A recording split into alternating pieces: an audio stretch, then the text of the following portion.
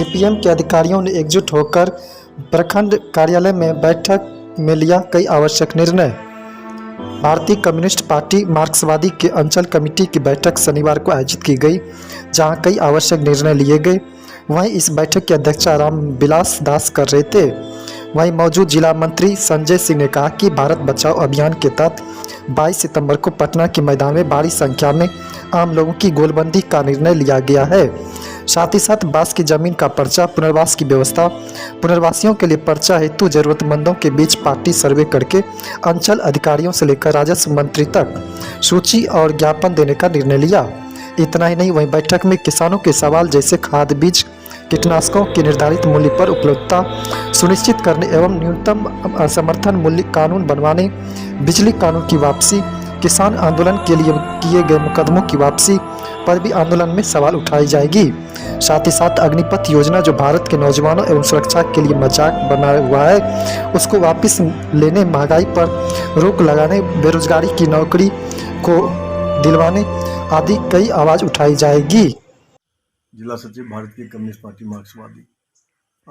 मैं समझ रहा हूँ कि आप आज के बैठक के संबंध में कुछ जानना चाह रहे हैं। तो आज की बैठक जो है वो आपको मैं बता दूं कि भारतीय कम्युनिस्ट पार्टी मार्क्सवादी भारत बचाओ रैली 22 सितंबर को पटना के ऐतिहासिक गांधी मैदान में करने जा रही है। तो भारत बचाओ रैली से तो मतलब आप समझ ही रहे हैं, लेकिन आज जो महागठबंधन की सरकार बनी है तो उससे जो जन आकांक्षा बनी हुई है, खास करके बांस का सवाल, बेदखली का सवाल और उसके बाद ज़रूरतमंद जो भूमिहीन है उनको घर का सवाल, इन तमाम सवालों को लेकर के 22 सितंबर को हमारी रैली होगी। हम महागठबंधन के सरकार को पुरजोर समर्थन करते हैं, लेकिन उसे सजग रहने के लिए हम आंदोलन को भी आगे बढ़ाते रहेंगे।